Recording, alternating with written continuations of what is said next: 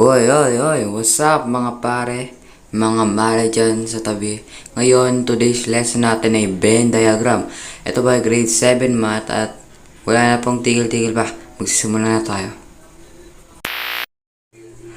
How to represent Venn diagram. Ang una po kailangan ay gumawa ng isang malaking kahon at naman gumawa ng dalawang bilog sa loob nito. Huwag kayo, hula-hula ko lang to, huwag kayo maniwala sa akin.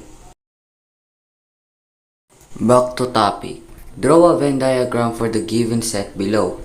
Ngayon, na meron sa A natin ay 2, 4, 6, 8 at B naman 1, 3, 4, 5, 7. Ang una po natin gagawin ay gumawa ng malaking kahon. Katulad ng sinabi ko sa kanina ay gumawa ng malaking kahon. At pagkatapos naman po nun ay gumawa po tayo ng dalawang bilog.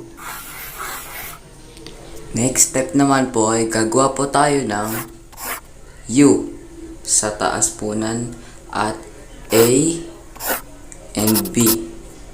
Okay, sa susunod na page naman tayo.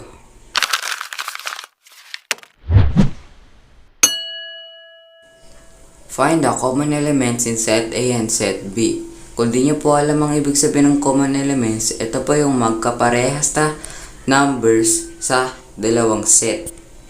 Ngayon naman po, tignan nyo po ang A at B, kung ano po yung magkaparehas na numero sa kanila. Bibigyan ko pa kayo ng 3 seconds.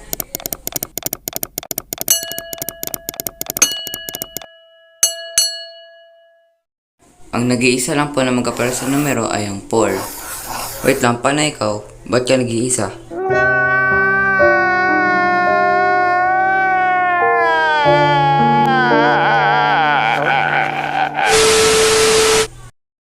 Okay, ngayon babalik po tayo sa ginawa po nating Venn diagram. Dahil ang nakaint natin na magkapares na numero ay si 4, ang gagawin po natin kay 4 ay aalisin po natin siya sa A at B. Yan, nang ghost na si 4, nawala na siya.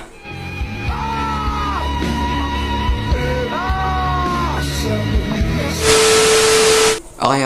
Ang gagawin po natin kay 4 ay ilalagay po natin siya sa gitna ng A at B. Nice. At sunod naman po nun, nakita nyo po ba yung A at B? Malamang may mga mata naman kayo, di ba? May 2, 6, 8 sa A at sa B naman ay may 1, 3, 5, 7.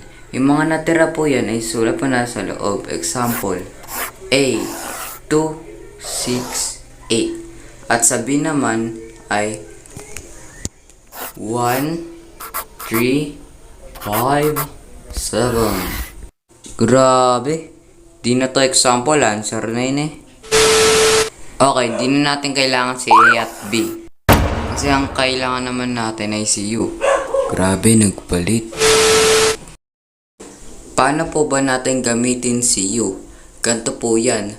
Lahat pong nasa A at B ay i-erase natin kay U.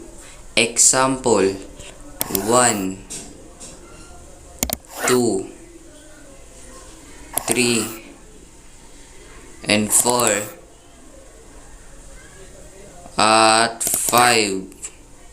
Tapos 6 and 7 at yung pinakalas na lang ay 8. Kitang-kita naman ng mga mata natin na si 9 na lang yung natitira.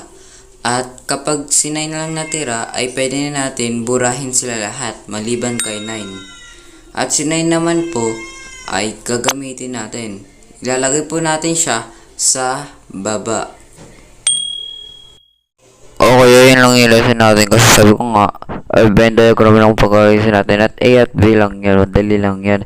Walang araw matuloy nyo rin yan at pagtigil aral.